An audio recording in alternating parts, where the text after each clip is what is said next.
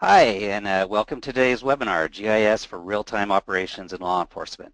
I'm John Beck, Esri Law Enforcement Manager, and I'm joined today by Chris Harvey and Kim Richards. Chris comes from Esri partner Bradshaw Consulting Services, and he manages, among other things, Forecast LE, which we're going to learn about today. And Kim is the Senior Crime Analyst for Fayetteville, North Carolina Police Department. Today, Kim and Chris are going to be showing us how Fayetteville has extended GIS beyond the desktop and are using it to enable real-time situational awareness, to feed CompStat reporting, and also to become more open and transparent within their community. As always, feel free to ask questions during the webinar, and we will answer as many as we can in the chat window or at the end of the webinar as time allows. With that, let's turn it over to Chris. Morning, Chris. Good morning, John. Thank you. As John was saying, Kim and I are going to talk about some of the real-time GIS work that we're doing with the City of Fayetteville Police Department. So to sort of set the slate of that, we're going to have Kim kind of give you an overview of not only the City of Fayetteville, but the Police Department, some of the resources and capabilities they have as a department, as well as some of the challenges they face as a community, in addition to looking to some of the steps they have taken to improve their operations. In addition to that, looking at the challenges they have faced, what do they need to move to a real-time solution, and some of the challenges to take into account when you look at moving to a real-time application center. And then we'll look at the marvelous Forecast LE solution, which is currently in use there. And then finally, how is that real-time data being fed to support the White House Open Data Initiative in order to increase transparency and the community relationship there. So without further ado, I'll let Kim give you a little bit of insight as to the City of Fayetteville. Thank you, Chris and John. Good morning, everyone. I'm Kimberly Richards of the Fayetteville Police Department.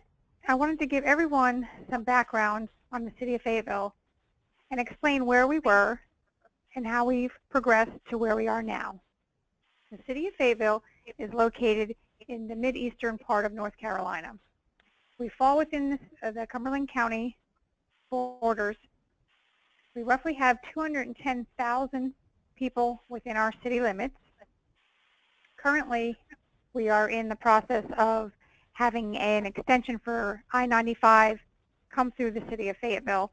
As of right now, there are 2 of the 4 extensions open. With that, it has provided new growth and population increase. We border Fort Bragg. The population was annexed into the City of Fayetteville in 2008. We currently do not provide public safety services. We are strictly a mutual aid partner. Although on a daily basis, we can see the city have an influx of population between 110 and 140,000 individuals. And they are contractors, families, training events that are going on. Fort Bragg is the largest U.S. Army base in terms of population, so they bring a large number of individuals in and out of the city on a daily basis. Yet, we are only a department of 427 officers. Each officer is equipped with a body cam. We started our body cam implementation in 2015. Our patrol units and our detective units are equipped with those body cameras. Each patrol car is equipped with an AVL within their laptop. And in 2014, the city went and invested in a camera system. Currently, we have 98 cameras installed. The end goal is to have roughly 160 citywide. These are not red light cameras. These are strictly enforcement for our officer type cameras. The city is devised of 3 districts, 9 sectors, and 27 zones. Just like any other police department, we have crime prevention units, special victim units, homicide, training, narcotics. But one of the newest additions to our department is the CIC, which is our Crime Information Center. that houses our analysts and our camera operators.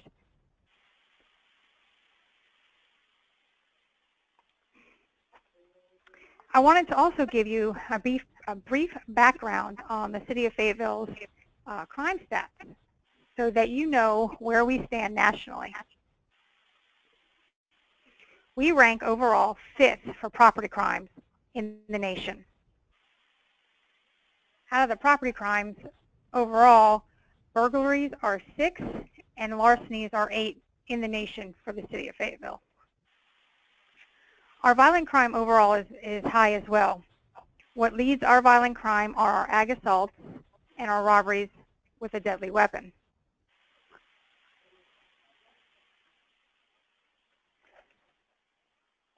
To combat these issues, I'd like to give you a blueprint of where we were to help you understand our current solutions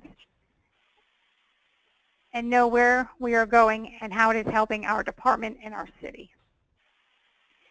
So since 2007, the department decided to take a fresh look at technology and programs that were available to police departments. So in 2007, the city and the department began to focus on crime mapping and analysis within ArcGIS. At that point, we had no centralized GIS within the city. We currently now have a centralized GIS, which is very exciting. We then began to use several different third-party solutions, such as our CAT tool and CA+, which is Crime Analysis Plus through OSSI. Our CAT tool is an ARC extension for mapping and analysis that allowed our analysts to create maps on a much larger scale and more timely. We began to use public crime mapping. Our iMaps are available to the public, and they are web-based.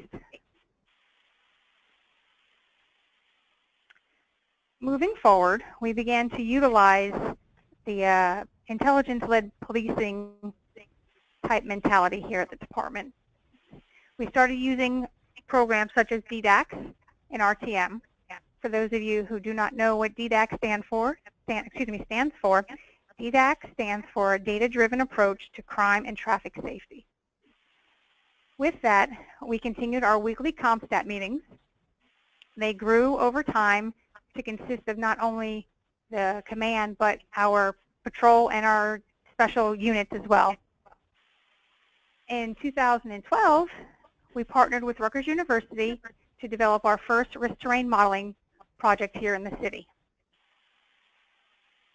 And in 2013, a new chief took over the Fayetteville Police Department. And with his background and love for technology,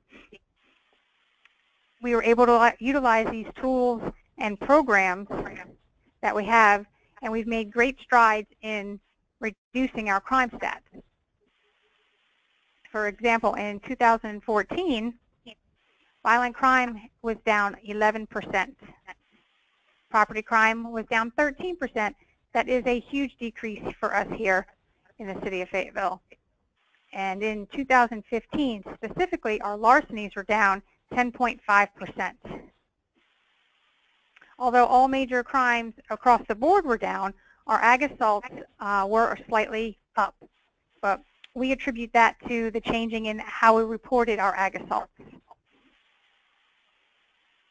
To continue with our forward momentum, our city council decided to raise property taxes to allow us to hire an additional 47 sworn officers and increase our civilian personnel by 12 over the next 2 years.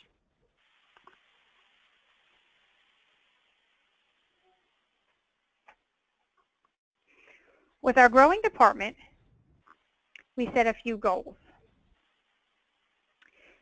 What we would like to have, or what we would like to see within our department over the next few years.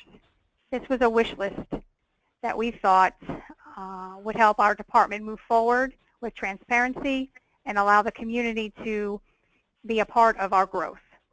We would love to have a fully automated data extraction with display and simplify our key stats and data for everyone to be able to understand and utilize. Reduce our analyst workload and allow them to be freed up for more proactive approaches in the community as well as within the department. And to have the ability to provide suitable tools to accommodate users with various tasks and various levels of knowledge and usability with technology. We wanted to also continue to improve communications not only within our department, but within the community. The community is a big asset to us here at the City of Fayetteville, so we wanted to make sure that not only did we reach out to them and ask them what they wanted to see, but we took into account what they actually asked us for and what we could actually give them. We wanted to also leverage our newly acquired ELA through Esri, which has been a big help with the new solutions that we have with Bradshaw right now. And we also wanted, like every analyst would like to have, forecasting for our department.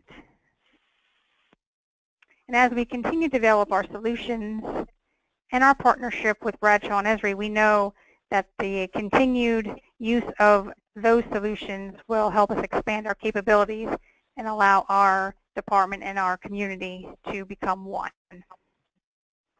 And with that, I'd like to pass it back to Chris so that we can move forward on the solutions. All right. Well, thank you, Kim. As she mentioned, we've had a long-standing relationship with the City of Fayetteville, the Police Department. They've used several of our solutions through our GIS desktop, as well as the web-based crime reporting application. But knowing the challenges that they were facing, as well as looking at our own growth for the technology that we provide as a company, we reached out to them to basically partner with them on developing a real-time solution based on our Marvelous framework. I'll talk a little bit more about that in a second. But in the series of meetings with them discussing that we felt to be able to accommodate those needs, that a series of GIS applications or web-based portals would be the best solution for that. Knowing the variety of devices that a department has, as well as varying operating systems, kind of took the approach to use the HTML5 JavaScript API in order to facilitate that. And the real goal of these things is to make these portals act as information products, so it would reduce the amount of training needed, as well as the ability to get widespread adoption throughout the department. And the main goal of that was to automate what we could automate, integrate additional data sources that weren't coming from systems live, and be able to easily disseminate that throughout the department, as well as being able to use the data that's being automated inside the department to be able to feed the open data portal out there as well. So you're getting real-time data not only shared amongst the department, but communicated with the public at large. So I mentioned that we're developing this off of the Marvelous framework. This is probably what we're best known as a company in terms of the EMS and the fire side of things. We've been doing this for well over 15 years now, probably installed in over 250 sites. And the Marvelous technology itself is a suite of software products that basically optimize your dispersal of emergency services. So presenting predictions and forecasting of the next hour in time where you can expect the majority of your call volume to be coming in, as well as integrating with a bunch of real-time data sources analysis, such as changing traffic patterns, population movements, and things like that, to really visualize and accommodate the coverage of your services, your vehicle coverage, as well as helping you plan to optimize for these situations at large. So based on that technology, and with the work that we've done with crime analysis as far as the desktop and the web, we kind of wanted to marry those together and felt that a partnership with Fayetteville would be the best way to do that. So in moving forward, obviously there's a lot of challenges when you start to look at a real-time solution. First and foremost being just the hardware and network constraints that you have, and of course that's going to vary in size by agency and the number of concurrent users that you would have there. Whether you're going to do cellular communication or citywide wireless, things like that should all be taken into account when you're looking at the amount of data that you can put out, through this kind of an application or solution. Not to mention that taking a good holistic look at all the data types that need to be included in that, whether for the real-time analysis and who needs access to those things, so that you can reduce your network footprint while providing valuable tools. And I know a lot of times as GIS companies, we tend to present solutions as this is your one-stop shop to be able to come in and do all of these things, but don't really do quite a good a job highlighting the work behind the scenes that it takes to really kind of clean up and organize the data in such a way that it makes it easy to display in these kind of applications. So, reducing and truncating or grouping and categorizing your code tables so that you're not sifting through, enormous lists of incident codes and the like, as well as possibly concatenating certain things in order to, kind of as an example in Fayetteville, to be able to look at various types of robberies, whether we're looking at business or residential or something along those lines, those are in a different field. So how to be able to combine those things for display. One thing to be aware of as well as you go to that real-time solution is you don't want to engender the feeling that the system just runs and maintains itself, and ensuring that you've got a good geocoding and placement process as well as to be able to go back and rectify either failed records or records that don't place. At least in my experience working with agencies, while everybody strives to have 100% perfect data, not really very many people actually have 100% reliable geocoding rates and things like that. So ensure that you're protecting that in that regard.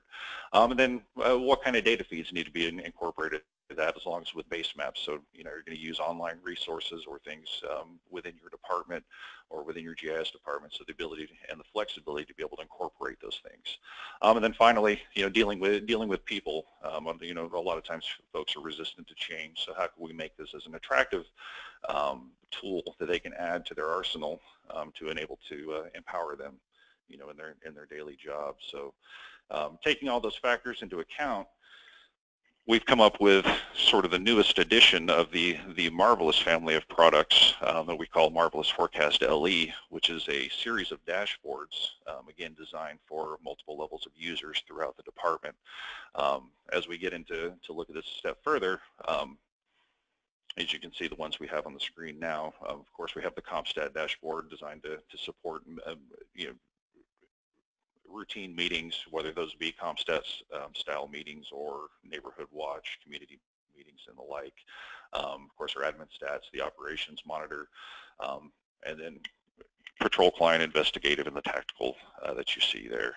Today, we won't look at all of those, but we'll look at a good portion of those. And in just terms of the system architecture, is kind of a general layout of how these systems fit together. Now, specifically at Fayetteville, for their size of agency and just the network configuration, they're actually running 3 virtual servers to drive their dedicated police SDE, the ArcGIS server instance itself, which is running Marvelous server, and then the demand monitor forecasting piece that feeds into that.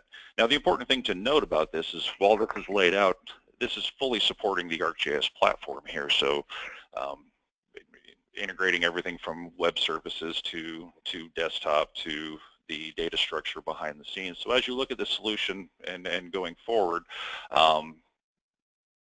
for agencies that have access to a public safety ELA or the ELA, or have some of these core components there, this is certainly an achievable solution.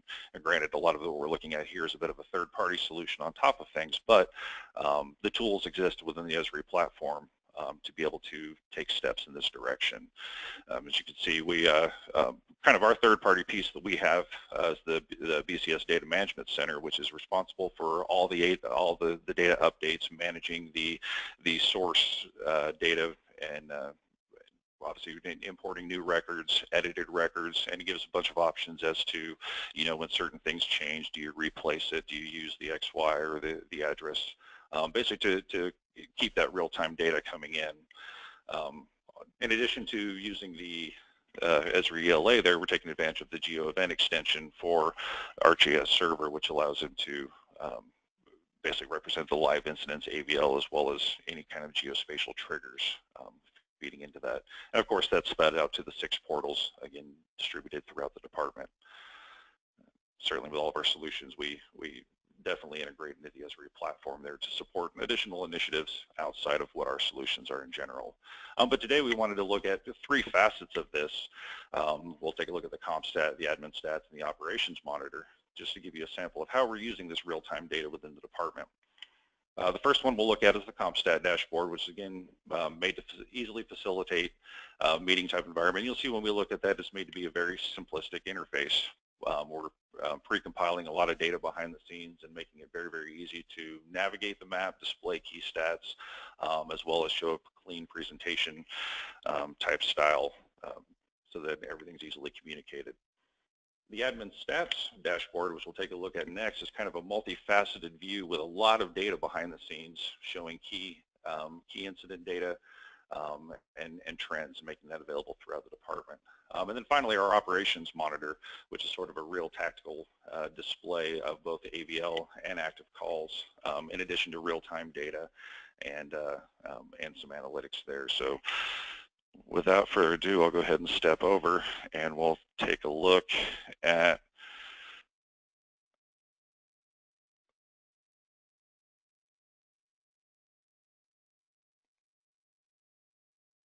pop over here and start to take a look at some of these applications itself. So first off, the CompStat dashboard that you see here, again, and I imagine for most GIS users, this looks fairly standard in terms of the GIS community. But again, this is made to be very, very easy to use, and again, support that meeting type of environment. So as we take a look at the interface here, the way that this is run is the control panel that you see here is driven by the crime analysts themselves. We have the ability to show a child window, which is actually what is shown up on the monitors during their CompStat meetings themselves. But the tool itself is accessible throughout the department, so departments can, or officers can use this on their own machines, as well as have their own impromptu meetings at any time during the day. You'll notice key categorized stats. Again, these are specific to the agency and the incident types that they are interested in discussing during their meetings.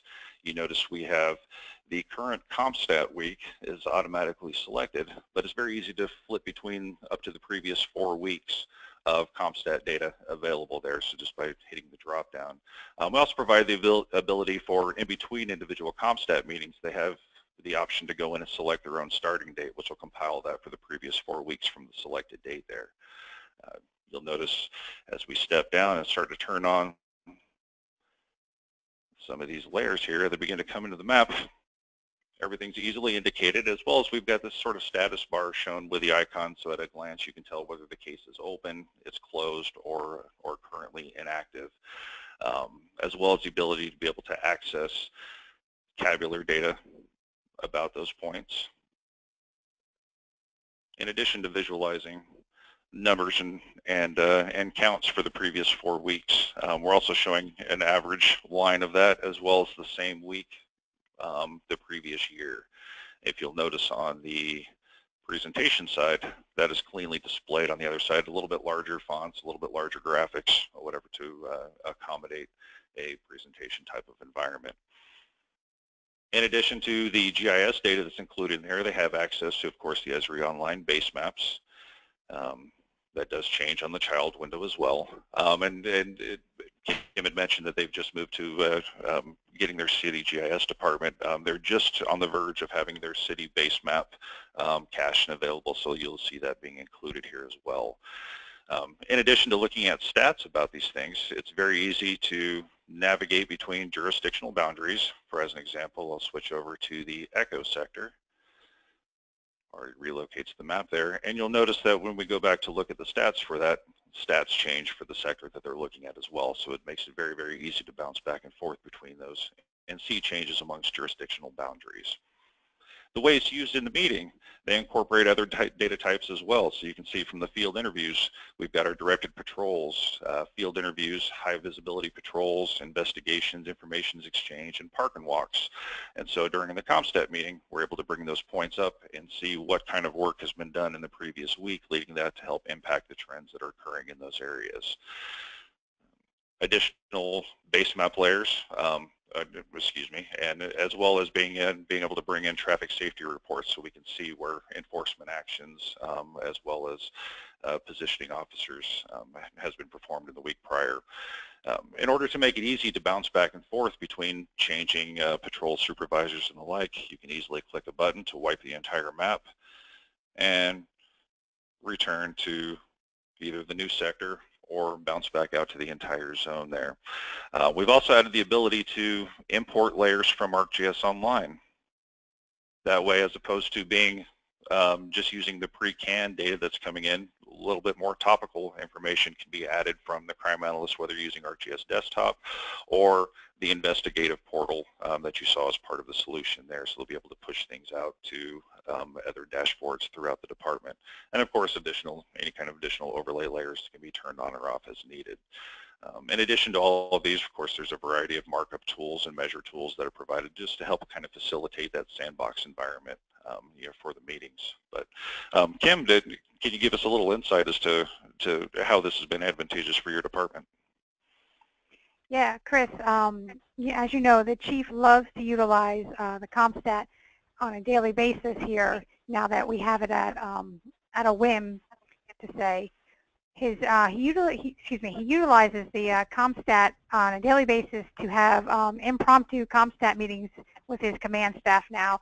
So it's not necessarily just assigned to a weekly CompStat anymore. We actually have CompStat meetings on a daily basis, depending on whether we're talking to the individual sectors lieutenants or the sector sergeants. But the chief's favorite way, I should say, of utilizing the CompStat dashboard is during community watch meetings. For that instance, when we go to a community watch meeting, he loves to pull up the CompStat map and allow them to look at their specific area of interest. So we'll go and we'll zoom into, let's say, Charlie. We have our Massey Hill Community Watch in Charlie. So what he likes to do is he likes to pull this up and then zoom into the Massey Hill area, which is right around here, and then listen to the concerns that the citizens have and say, well, you know, we really haven't seen an officer around in the area for whatever reason, but we see specific crimes happening in our neighborhood.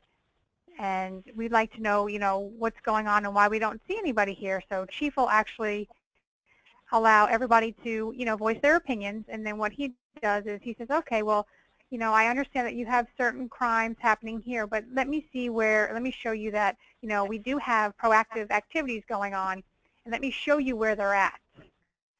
So then he comes in here and he'll click on DPs and high vises and field contacts, and then show the community that, hey, we may not necessarily be in your neighborhood or on your street, but we are all around your area, and we are doing proactive measures to encompass some of that crime that's, you know, hitting your neighborhood. And with that, he also, you know, explains to them that everything that we're seeing right here on this CompStat is exactly what they have access to on our open data portal. So he brings this up, and then he also brings that up so that they understand that there is a transparency. So that is his favorite concept with CompStat.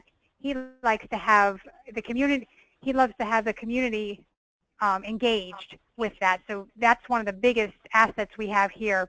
It's making our department transparent, as well as allowing our command staff to move around on a daily basis. Chris. Thank you, Kim. So we'll move on to looking at the next one now. The Administrative Stats Dashboard, as you can see, is kind of a multifaceted view of major incident types. And just to kind of give you a little bit of a technical explanation of what's happening here, you see we've got access to Part 1, Part 2, traffic safety reports, field contacts, and calls for service data. And so just simply navigating between these button types, you can see, of course, all the graphs are going to change, showing you all the key incidents contained under each category. We see that in moving through the drop downs here, of course, we've got the jurisdictional boundaries, the individual incident types, multi-date range. As an example, if we were to say go to a 30-day look, you should see the counts and everything change for that, as well as the ability to be able to reduce that by shift or to filter that by shift.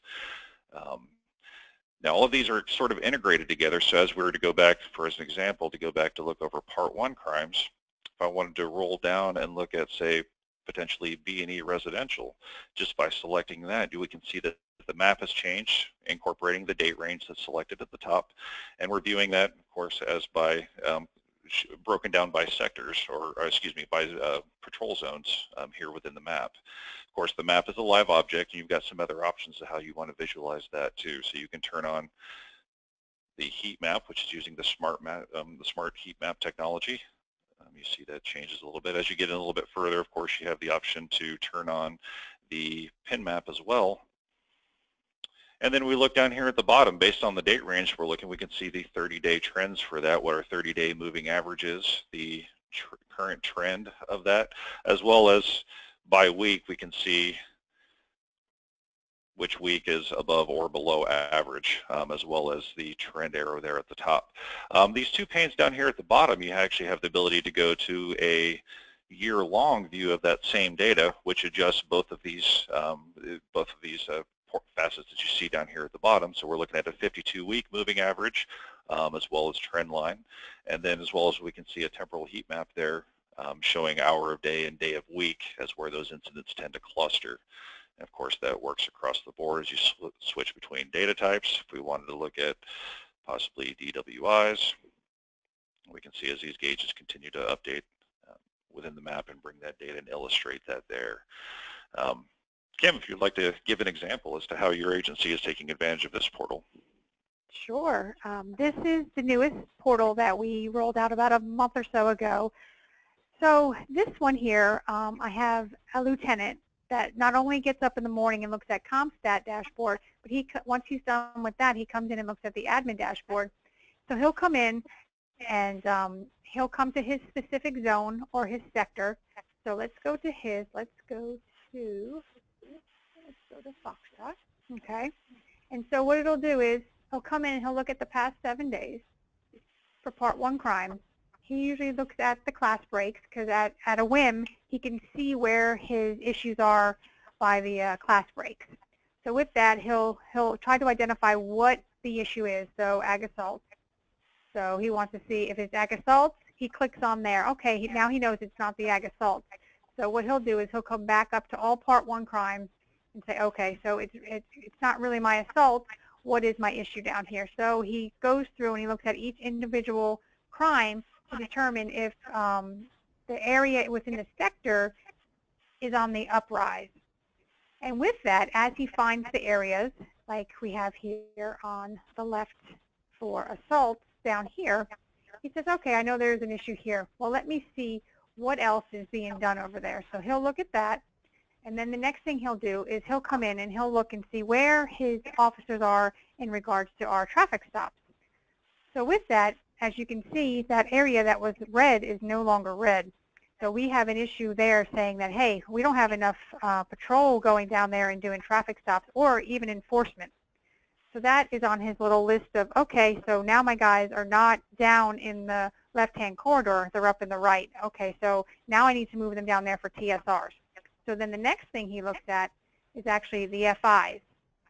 So where are my guys doing their DPs and their FIs and stuff? Well, when he looks at that, well, they're actually in the right area for DPs and FIs and that stuff, but he noticed that they're not there for traffic stops. So when he comes in the morning, he'll actually come in and have an assembly in his office with his sergeants and let them know, hey, this is what I see down here, and I really need those guys to move over for traffic. And they'll actually create a special based on what they see on this admin dashboard. They don't have to go through and wait for one of our analysts now to run and do this. And normally it would take about a week or so to kind of get everything together and compiled and then go down and sit with them and kind of explain what's going on. Now they can come in here and click and look and see where their hot spots are by time of day and day of week and base that on where they need to move their guys. But the biggest thing that the other lieutenant that utilizes this very heavily loves the fact that he can come in here and look at his shifts. So if he wants to do a specific special and he wants to know where his squad 3 is and what they're doing, he can come in here and look, okay, well, I see where they're at and what they're doing. Well, let's move them to a new set of hours, or let's move them to a new part of the sector so that he can focus on certain aspects and not have to, again, wait on the analytical department to get that to him within a week. But as you can see, I'm sorry, I clicked on the wrong one. As you can see, they are a weekend shift, so their time and they're overnight, so you can see that their productivity is going to reflect that. And that allows him to, again, make decisions if he's coming in at 7, as he says, or if he's coming in at 8 in the morning.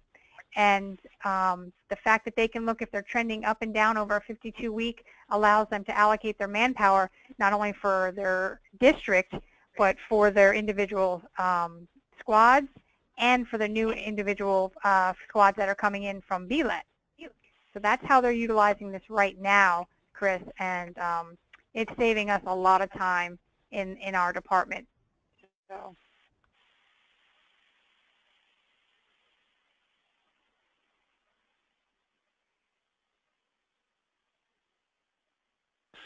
Finally, we're going to look at the last portion today. Thank you, Kim. Would be the what we call our operations monitor. This is a lot more of a live tactical view of basically your calls and your ABL positions throughout the department. As we can see, we've got a series of gauges here representing active priority calls. Variance in the gauge shows ones that haven't been assigned yet, as well as being able to break active calls down by priority by district, as well as getting an idea of unit utilization between the departments, or excuse me, between each of the districts, as well as traffic, how taxed are my guys out there. As well at the bottom, we're showing average response time by priority, and coupling that, of course, with the call volume per hour there. And of course, you have the ability to be able to go through the different priorities and look at that. In addition to just the normal base map kind of view of this, of course, again, we're incorporating all the Esri base maps. And again, I mentioned that we'll be adding the city base map to this as well. And of course, you can just see by zooming around in the map, see where all of our guys are. Of course, you have the ability to be able to click and identify, bring back information about those points. But in addition to the base maps and the GIS data, and we're also bringing in a number of real-time data feeds as well. So we've got the World Traffic Service that's shown here, of the ability to be able to turn on weather radar, weather watch, and they're also on a shared CAD. So specifically for them, they have the ability to be able to turn on EMS and fire vehicles within the view. Let me bounce back out here to the front. In addition, in order to be able to change the background, get a better sense and to quickly navigate around the map, you have the ability to be able to change the pane over here on the left as well. So going and look at all of my active vehicles by status or by grouped by district, as you see here. As we can scroll down, we can see traffic and then the 3 main districts, Central, Cross Creek, and Campbell.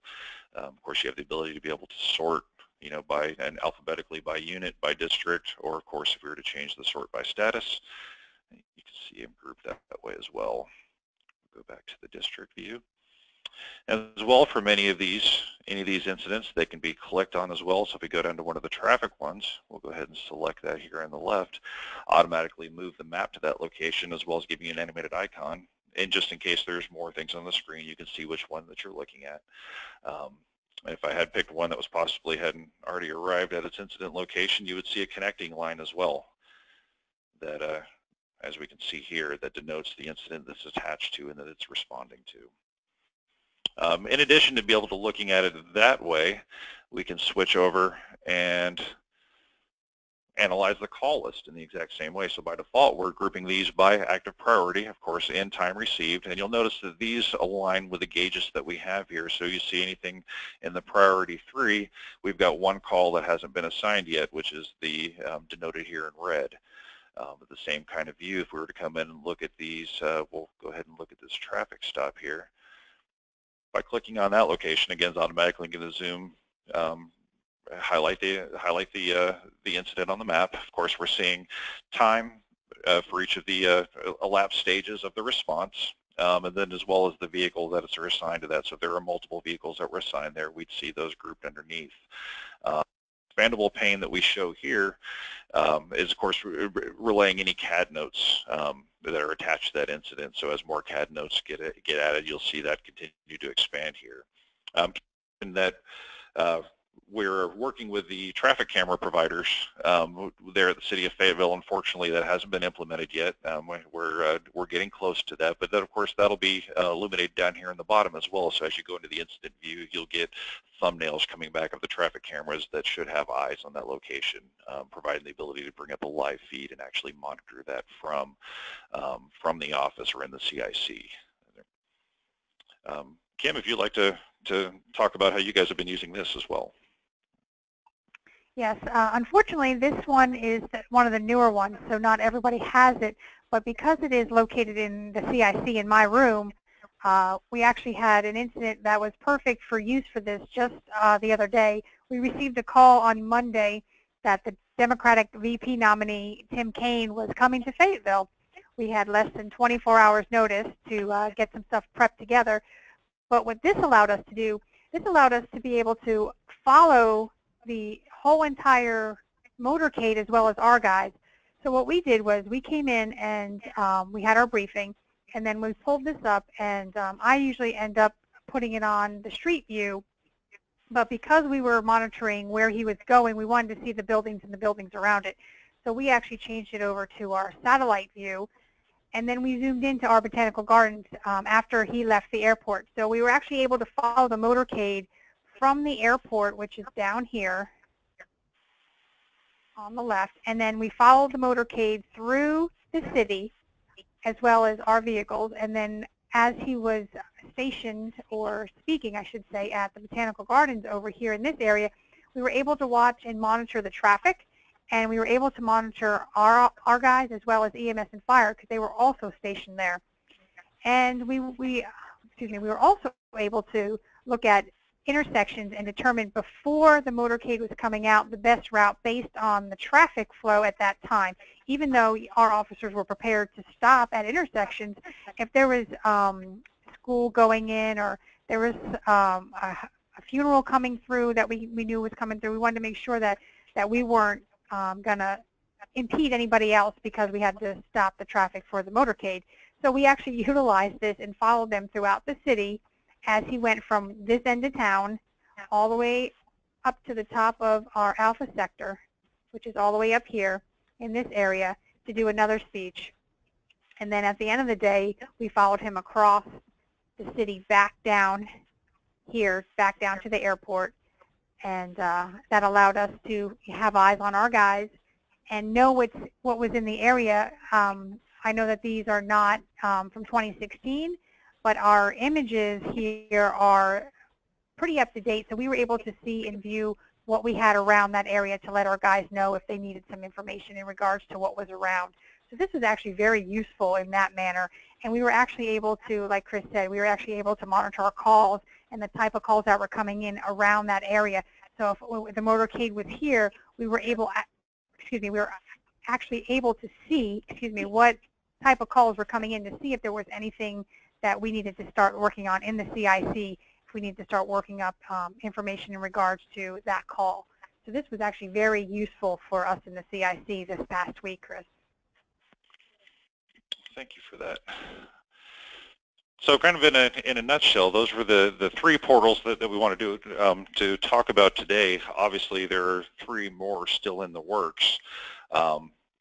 They're currently being developed in partnership with them. But just in this initial run, in taking care of the ability to be able to facilitate impromptu meetings and the like, as well as reduce the amount of requests that the crime analyst department had to field. They speculate that they're saving anywhere from 38 to 40 hours a week just from the time investment needed to prepare the ArcMap map documents and reports and statistics needed to drive the CompStat meetings. Actually, the screenshot that you see there is the lovingly retired way that CompStat used to be managed. So just in that, as well as the standard data requests and things that they would receive on a weekly basis, or again, saving to approximately 40 hours a week just within their department. But in addition to that, of course, the ability to provide flexibility between those applications, being a cross-platform access. So, Chief walking around with that on his tablet, patrol supervisors and the like walking around with it on their tablets or their laptops. Everybody has access to the exact same data, whether they're in the department or outside of the department in the community. So that's, of course, increasing communication and everything between the departments. One of the other things I wanted to drive home is really that minimal learning curve. So it's easy to put that in the hands of an officer, give them just a couple-minute explanation about how to use those and it not be overwhelming or a pain to be able to adopt that and benefit from that. But those same data services that are feeding all of these systems are also being pushed out to support their open data portal, which we'll talk about here in a second. But again, as you see the three portals we've talked about today, we're close to obviously finishing up the patrol client, which will be for, of course, foot or vehicle patrols, again, providing access to a lot of the information that you saw presented today. As Kim was talking about with the operations monitor, the traffic camera integration, which will be coming shortly, and I'm sure would have been a great benefit with Tim Kaine coming to town.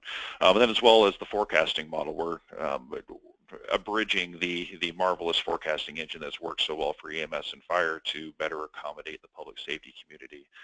So we'll get some feedback from that. And of course, the remaining portals that we're working on as well. But as I mentioned, those same data services and feeds are getting pushed out to ArcGIS Online to support their open data initiative, from the White House. So I'd pass that over to John to talk a little bit about that, since Esri's been an integral part in helping Fayetteville get off the ground and increase their transparency of their department. So thanks, Chris. If you aren't familiar with the Open Data Initiative, this comes out of 21st Century Policing Task Force that Obama started about 1.5 years ago, and this was in reaction to all of the issues going on with police and use of force across the country. And one of the pillars that came out of the 21st Century Police Initiative was the Police Data Initiative, and Fayetteville's been a participant in the Police Data Initiative, and what it focuses on is using data and technology to build community trust and transparency in your community. So Kim, you guys stood up at an open data portal. Do you want to talk a little bit about how you guys got involved in the Police Data Initiative and why it was important for you guys to start sharing data about your agency with the community? Sure. The initial interaction with the Open Data Portal came from the chief being invited to the White House about 1.5 years ago to be one of the original departments to explore the the necessity for transparency. So he went up to D.C. and met at the White House with several other agencies, Dallas, Fort Worth, stuff like that, individuals like that. And they sat down, they discussed the need for transparency and what each department was doing already. Well, they found out that, certain departments were doing certain things and certain departments weren't. So with the utilization of the Open Data Portal was for our department was to make sure that we fell in line with what the White House wanted after that meeting. So what we did was we reached out to our city GIS, and we were partners in development of the portal. What we did was we then reached out to our Esri partner, and they informed us that they actually had an open data portal template already created, which kind of saved a lot of time on our end. And what we did was we moved forward, taking not just certain instances. Our chief wanted all of our instances out there. So if you look on our page, you'll see that we have over 103 different data sets. Not only do we have instances, we have employee demographics on there. We have uses of force on there. We have our community watch locations and where they're at. We have a bunch of information on there that's not just spatially, it's tabular as well. So with that, it allows the community to come in and find that information. So when chief, like Chris was saying, our chief walks around with that iPad or tablet, I should say, and as he's at these meetings with things, he's showing them what we see, and then he directs them to this open data portal that you see right here, and he shows them, look, everything that's in here is on here. You can see what we see.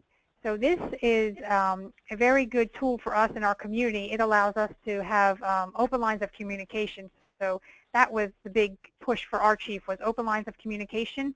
And we're not just a police department. We're all one. We all work together. So his view is transparency allows the community to drive the police department.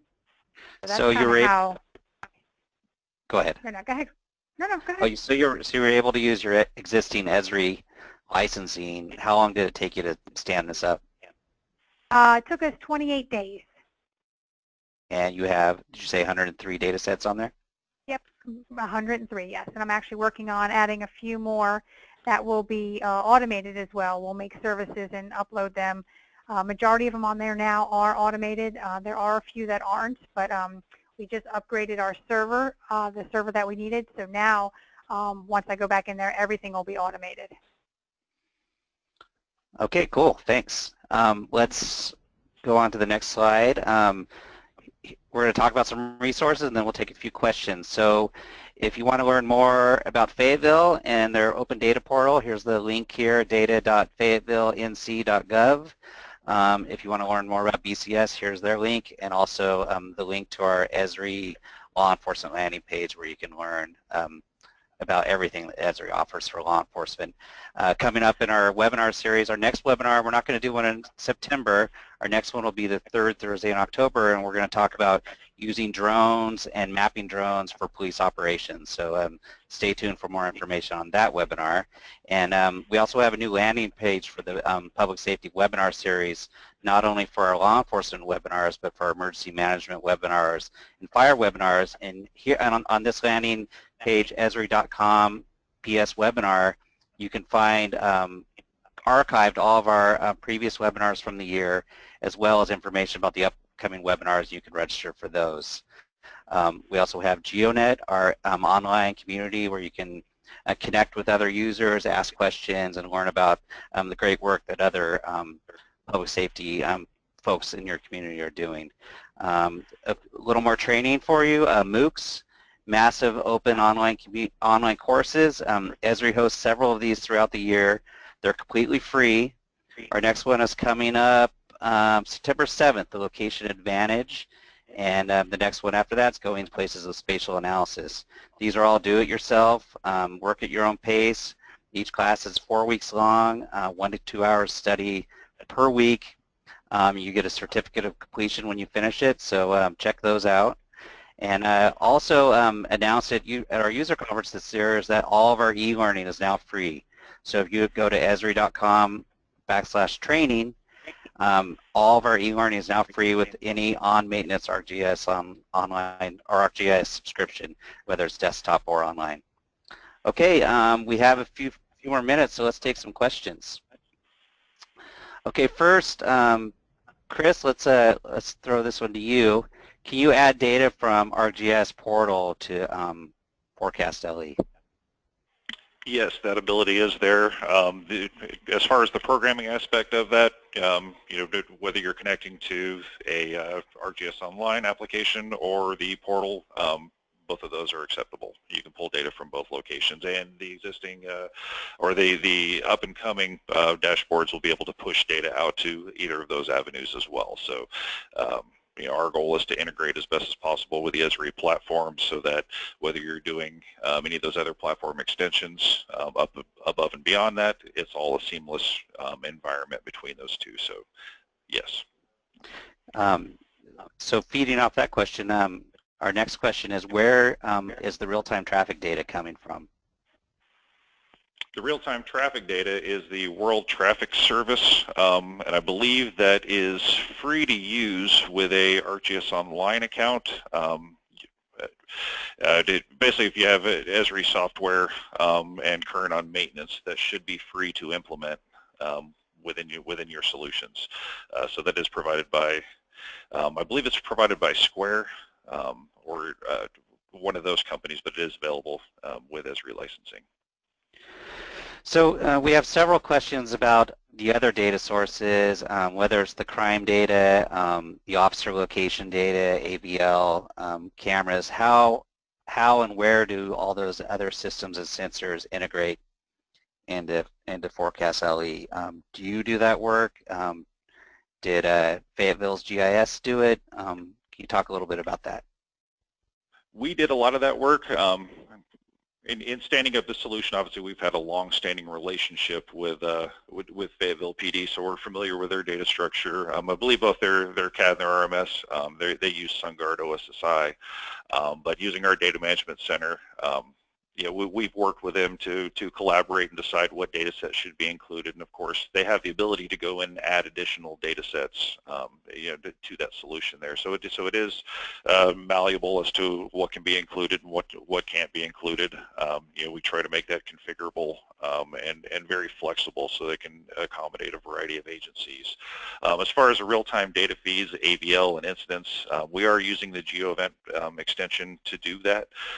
It's very highly powerful tool for ArcGIS Server that allows you to build a variety of almost in kind of a model builder type of environment where you can set up custom connectors to feeds and then attribute any kind of a spatial analysis or attribute-based action on updates from there. So we're continuing to add additional and add additional functionality and take advantage of the horsepower that provides. But it allows you to really take advantage of real-time data sources and implement that in geospatial environment.